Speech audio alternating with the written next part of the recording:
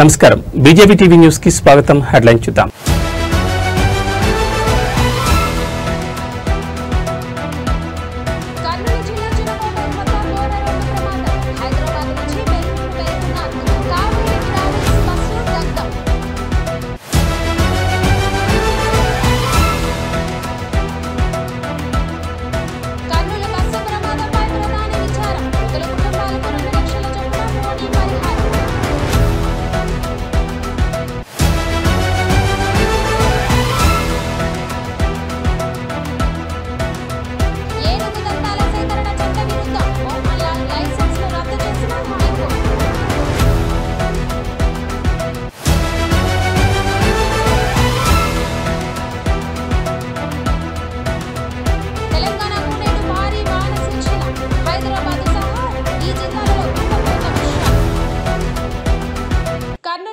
చినకాటేరు వద్ద ఇవాళ తెల్లవారుజామున చోటు చేసుకున్న ఘోర బస్సు ప్రమాదం రాష్ట్రాన్ని విషాద ఛాయల్లోకి ముంచేసింది.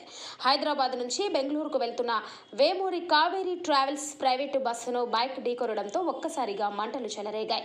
క్షణాల్లోనే మంటలు బస్సు మొత్తాన్ని చుట్టుముట్టాయి. ప్రయాణికులు గాఢ నిద్రలో ఉండడంతో తేరుకునే లోపే బస్సు దగ్ధమైపోయింది. బస్సులో 43 మంది ప్రయాణికులు.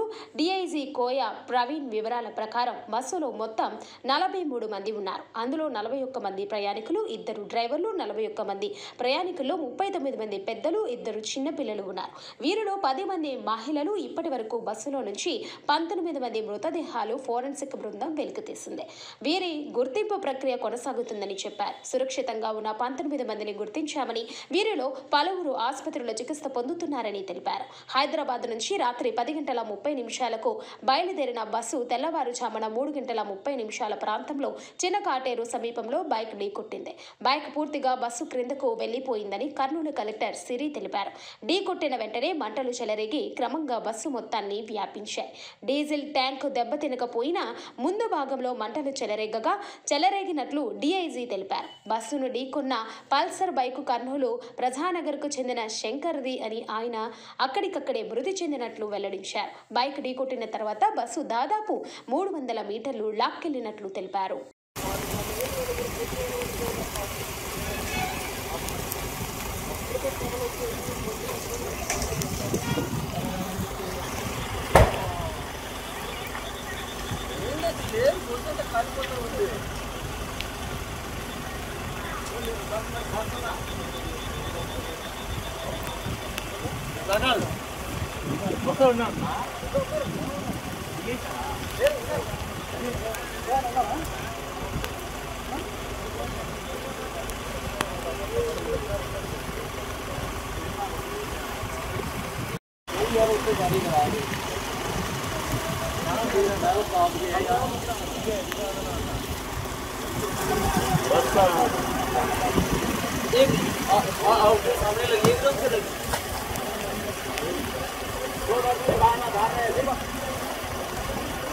गाड़ी का सिस्टम क्या है ना, ये गाड़ी के एकदम कुछ प्रॉब्लम आ जाए इसके जो भी पूछते हैं कोई प्रॉब्लम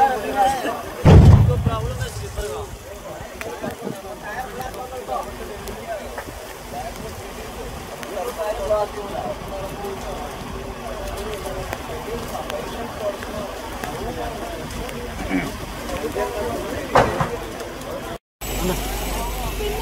అక్క ఫైర్ యాక్సిడెంట్ అయితే అందరూ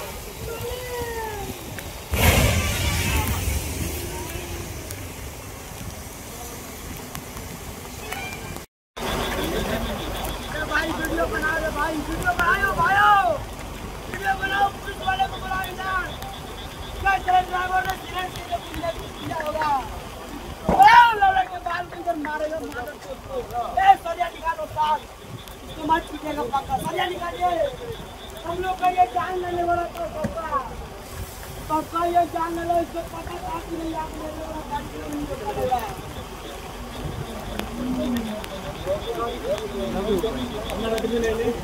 हमारा मालिक पता नहीं साहब, बॉडी नहीं उठा रहे, वो क्या मार गए अंदर है कि चाय का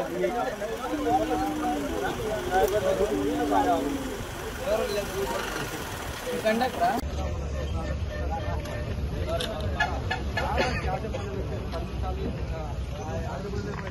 ముందుకు రావాలి, ఏ విధంగా జరిగిపోతే దాని మీద అధికారులకు విస్తృతం ఇవ్వాలి. ఏపీలోని కర్నూలు జిల్లాలో శుక్రవారం తెల్లవారుజామున ఘోర రోడ్డు ప్రమాదం జరిగింది. ఓ ప్రైవేటు ఓల్వో బస్సులో మంటలు చెలరేగి 20 మంది ప్రయాణికులు సజీవ దహనమయ్యారు. ఈ విషాద ఘటనపై ప్రధాని నరేంద్ర మోదీ తీవ్ర దిగ్భ్రాంతి వ్యక్తం చేయడంతో పాటు మృతుల కుటుంబాలకు పరిహారం ప్రకటించారు. సుమారు 40 మంది ప్రయాణికులతో హైదరాబాద్ నుంచి బెంగళూరు వెళ్తున్న ఓల్వో బస్సు కర్నూలు జిల్లా కల్లూరు మండలం ఉల్లిదండకొండ సమీపంలో ఒక ద్విచక్ర వాహనాన్ని ఢీకొట్టింది. ఈ ప్రమాదం జరిగిన వెంటనే బస్సులో పెద్ద ఎత్తున మంటలు చెలరేగాయి. క్షణాల్లోనే మంటలు బస్సు మొత్తాన్ని చుట్టుముట్టడంతో ప్రయాణికులు హాహాకారాలు చేశారు. ఈ దుర్ఘటనలో 20 మంది అగ్నికి ఆహుతయ్యారు. అప్రమత్తమైన సుమారు 19 మంది ప్రయాణికులు బస్సు అత్యవసర ద్వారం పగలగొట్టుకుని బయటపడడంతో స్వల్ప గాయాలతో ప్రాణాలతో బయటపడ్డారు. ఈ దుర్ఘటనపై ప్రధాని మోదీ తీవ్ర విచారం వ్యక్తం చేశారు. కర్నూలు జిల్లాలో జరిగిన ప్రమాదంలో ప్రాణ నష్టం జరగడం అత్యంత బాధాకరం. ఈ కష్ట సమయంలో బాధితుల కుటుంబాలకు నా ప్రగాఢ సానుభూతి తెలియజేస్తున్నాను అని ప్రధాని కార్యాలయం ఎక్స్ వేదికగా పేర్కొన్నారు. ప్రధానమంత్రి జాతీయ సహాయ నిధి నుంచి మృతుల కుటుంబాలకు 2 లక్షల చొప్పున, గాయపడిన వారికి 50,000 చొప్పున ఎక్స్గ్రేషియా ప్రకటించారు.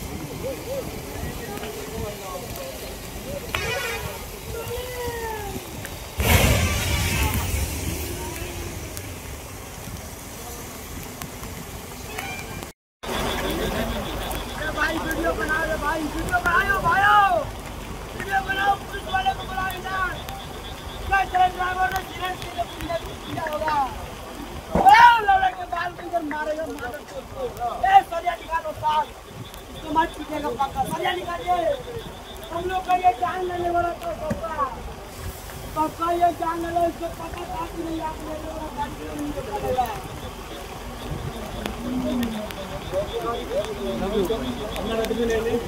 हमारा मालिक पता नहीं साहब, बॉडी नहीं उठा रहे, वो क्या मार गए अंदर है कि चाय का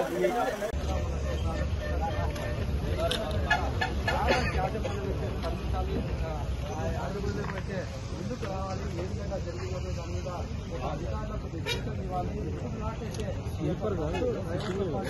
మలయాళ సూపర్ స్టార్ మోహన్ లాల్ కు కేరళ ప్రభుత్వానికి హైకోర్టులో గట్టి ఎదురు దెబ్బ తగిలింది. ఆయన వద్ద ఉన్న ఏనుగు దంతాల సేకరణను చట్టబద్ధం చేస్తూ రాష్ట్ర ప్రభుత్వం జారీ చేసిన ఉత్తర్వులను శుక్రవారం కేరళ హైకోర్టు కొట్టివేసింది. దీంతో పాటు మోహన్ లాల్ కు జారీ చేసిన లైసెన్సును కూడా న్యాయస్థానం రద్దు చేసింది. చట్టపరమైన నిబంధనలను అనుసరించి ఈ వ్యవహారంపై కొత్తగా నోటిఫికేషన్ జారీ చేయాలని ప్రభుత్వాన్ని హైకోర్టు ఆదేశించింది. 2015లో ప్రభుత్వం ఇచ్చిన ఉత్తర్వుల్లో విధానపరమైన లోపాలు ఉన్నాయని, దానిని అధికారిక గెజెట్లో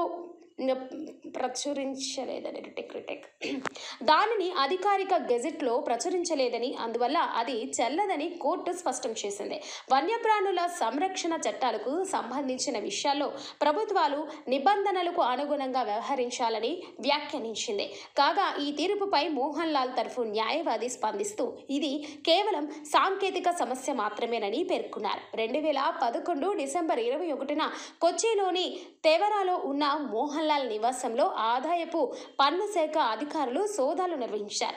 ఆ సమయంలో ఆయన ఇంట్లో 2 జంతల ఏనుగు దంతాలు కనుగొన్నారు. దీంతో చట్టవిరుద్ధంగా ఏనుగు దంతాలను కలిగి ఉన్నారని ఆరోపణలపై అటవీశాఖ ఆయనపై కేసు నమోదు చేసింది. ఆ తర్వాత ఈ కేసును ఉపసంహరించుకోవడానికి రాష్ట్ర ప్రభుత్వం ప్రయత్నించగా Perumbavoor judicial first class magistrate court ఆ నిర్ణయాన్ని తిరస్కరించింది. క్రింది కోర్టు ఆదేశాలను సవాలు చేస్తూ మోహన్ లాల్ హైకోర్టును ఆశ్రయించారు. మరోవైపు ఏనుగు దంతాలు కలిగి ఉన్నందున మోహన్ లాల్ పై చట్టపరమైన చర్యలు తీసుకోవాలని కోరుతూ జేమ్స్ మథ్యూన్ అనే మరో వ్యక్తి పిటిషన్ దాఖలు చేశారు. ఈ పిటిషనర్లపై విచారణ జరిపిన హైకోర్టు తాజా తీర్పును వెలువరించింది. ఈ తీర్పుతో మోహన్ లాల్ ఏనుగు దంతాల కేసుపై న్యాయపరమైన విచారణ మళ్లీ మొదలైనట్లయింది.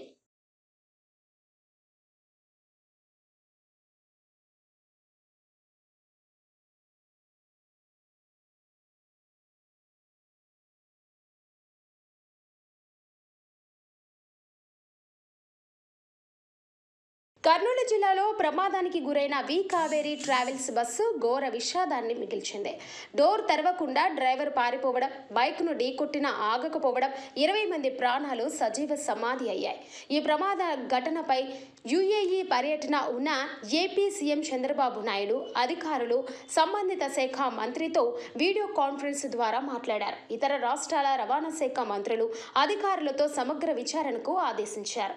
మృతుల వివరాలను తెలుసుకొని వారి కుటుంబాలకు వెంటనే సహాయం అందించాలని మంత్రి రాంప్రసాద్ రెడ్డి అధికారులను ఆదేశించారు. అలాగే రాష్ట్రంలో ఉన్న ప్రైవేటు బస్సులపై ఫిట్నెస్, సేఫ్టీ పర్మిట్లపై తనిఖీలు నిర్వహించాలని ఆదేశాలు జారీ చేశారు. అన్ని జిల్లాలలోనూ ట్రావెల్స్ బస్సుల్లో తనిఖీలు చేపట్టాలని సూచించారు. బస్సు ప్రమాదానికి నిర్లక్ష్యమే కారణమని తెలితే బాధ్యులపై కఠిన చర్యలు తీసుకుంటామని హెచ్చరించారు.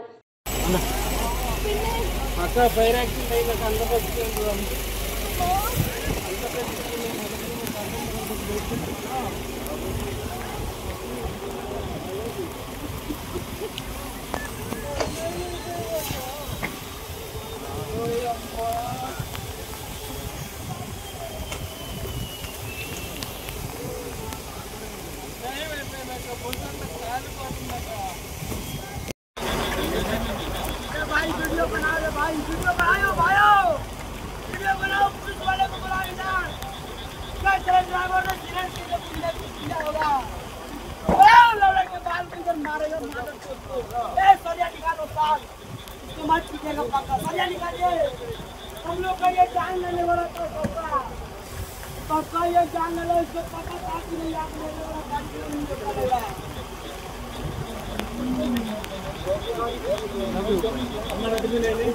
हमारा मालिक पता नहीं सब बॉडी नहीं उठा रहे, वो क्या मार गए अंदर है कि क्या తెలంగాణలో భారీ వర్షాలు కురుస్తున్నాయి. అక్టోబర్ నెల చివరికి వచ్చినా వర్షాల ప్రభావం తగ్గడం లేదు. మరోవైపు ఈ రోజు కూడా రాష్ట్రంలో భారీ వర్షాలు కురిసే అవకాశం ఉందని వెదర్ మ్యాన్ బాలాజీ పేర్కొన్నారు. ముఖ్యంగా దక్షిణ మధ్య తెలంగాణ జిల్లాల్లో వర్షాలు కురిసే అవకాశం ఉన్నట్లు తెలిపారు. నల్గొండ, సూర్యాపేట, యాదాద్రి భువనగిరి, మెదక్, సిద్దిపేట, రంగారెడ్డి, సంగారెడ్డి, కామారెడ్డి, మహబూబ్ నగర్, వనపర్తి, ఖమ్మం, భద్రాద్రి కొత్తగూడెం జిల్లాలో భారీ వర్షాలు కురుస్తాయని ప్రకటించారు. అంతేకాకుండా హైదరాబాద్లో కొన్ని ప్రాంతాలలో మధ్యాహ్నం నుండి రాత్రి వరకు తేలికపాటి నుండి భారీ వర్షం కురిసే అవకాశం ఉందని తెలిపారు.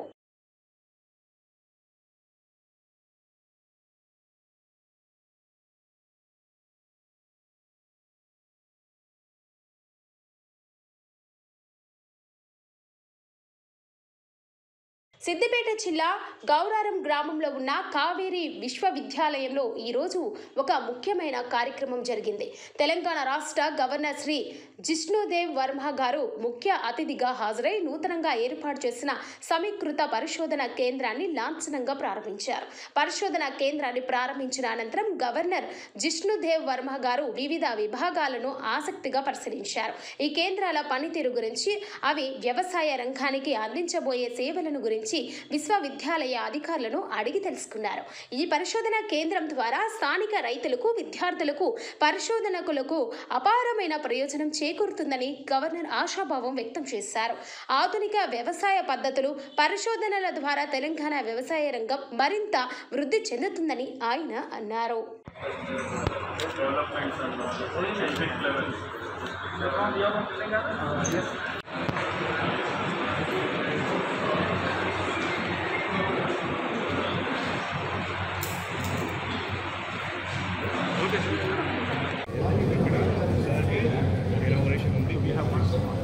అది నరేషన్ జరగండి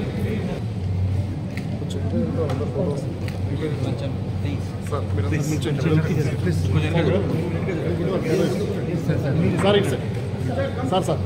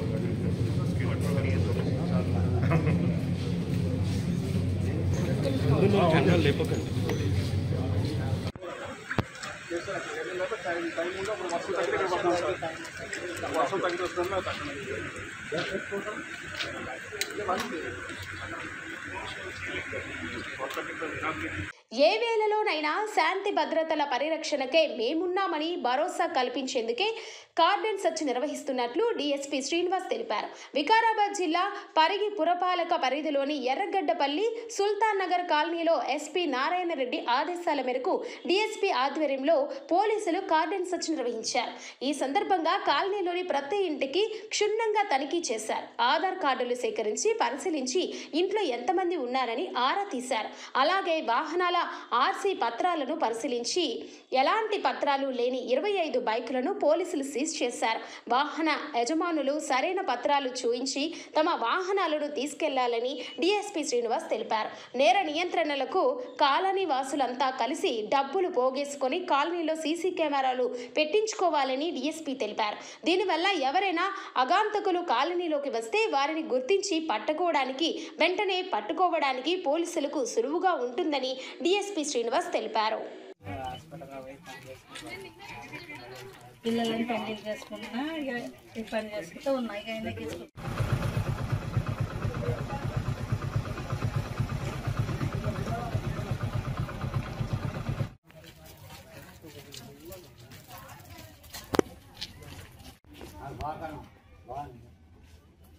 మేకలు ఉంది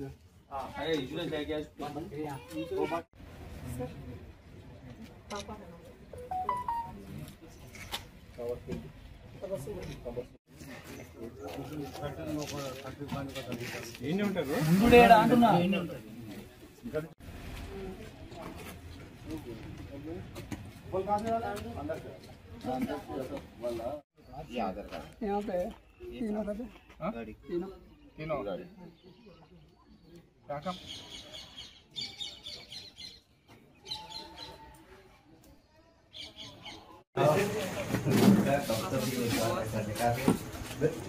कब तो हुई एक पार्टी के साथ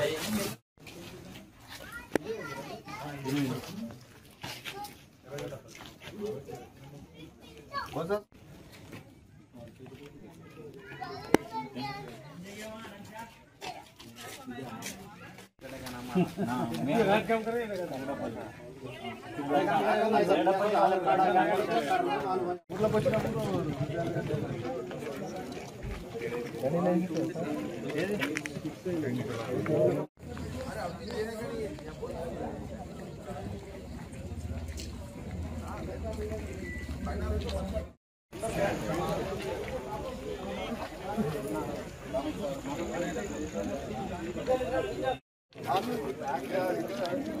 కాకినాడ జిల్లా ప్రత్తిపాడు నియోజకవర్గం ఏలేశ్వరంలో ఈరోజు భారీ మహా అన్నదాన కార్యక్రమాన్ని ఘనంగా నిర్వహించారు.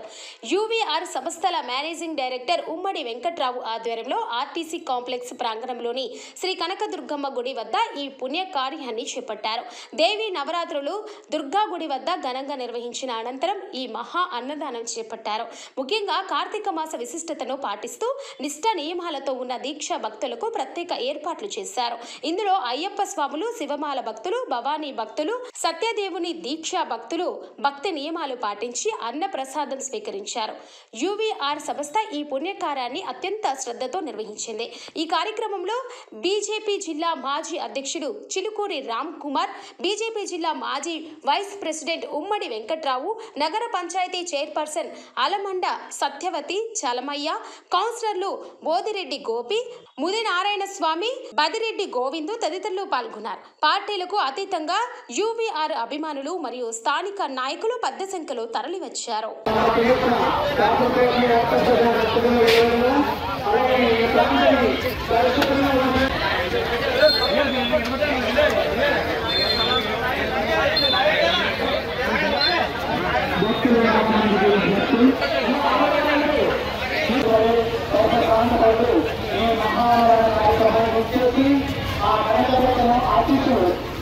ప్రకాశం జిల్లాలో వాతావరణం అస్తవ్యస్తంగా మారింది. గత వారం రోజుల నుండి భారీ వర్షాలు కురుస్తున్న నేపథ్యంలో వాతావరణ శాఖ శనివారం నుండి తుఫాను హెచ్చరికలను జారీ చేసింది. దీంతో తీర ప్రాంతంలో అసాధారణ పరిస్థితులు నెలకొన్నాయి. సింగరాయకొండ మండలం పాకల సముద్రం ఈ రోజు దాదాపు 2 మీటర్ల మేర వెనక్కి వెళ్లడం స్థానికంగా కలకలం సృష్టించింది. సముద్రంలో ఇలాంటి మార్పులు తుఫాను ముప్పును సూచిస్తుండటంతో ప్రజలు ఆందోళన చెందుతున్నారు. అధికారులు వెంటనే అప్రమత్తమయ్యారు. మత్స్యకారులు వేటకి వెళ్లవద్దని ప్రభుత్వం కఠిన ఆదేశాలు జారీ చేసింది. మైనర్ డిపార్ట్మెంట్ సిబ్బంది ఎప్పటికప్పుడు సముద్ర పరిస్థితులను గస్తీ కాస్తున్నారు. లోతట్టు ప్రాంతాల్లో ఉన్న ప్రజలను అప్రమత్తం చేస్తూ సురక్షిత ప్రాంతాలకు తరలి వెళ్లాలని సూచిస్తున్నారు.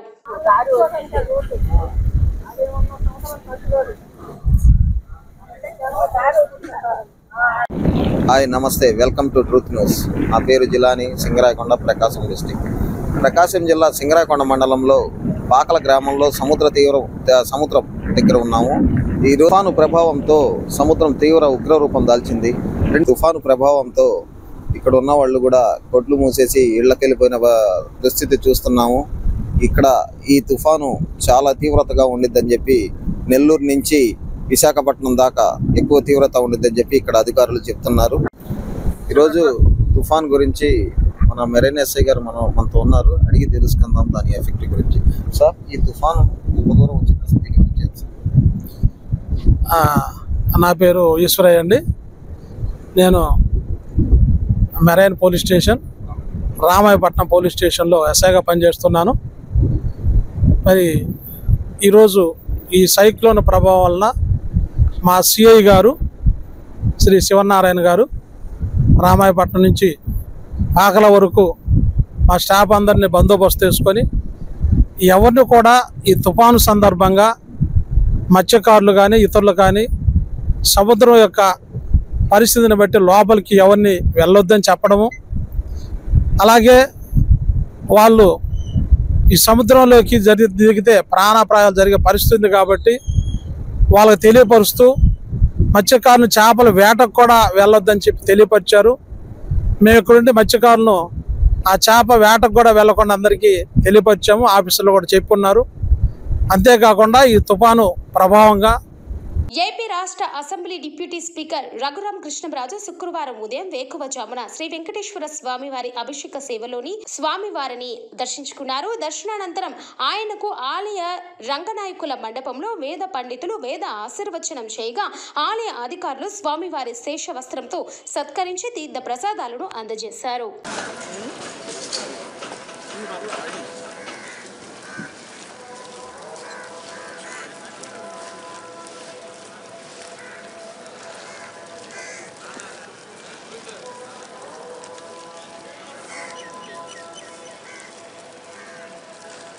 Nah,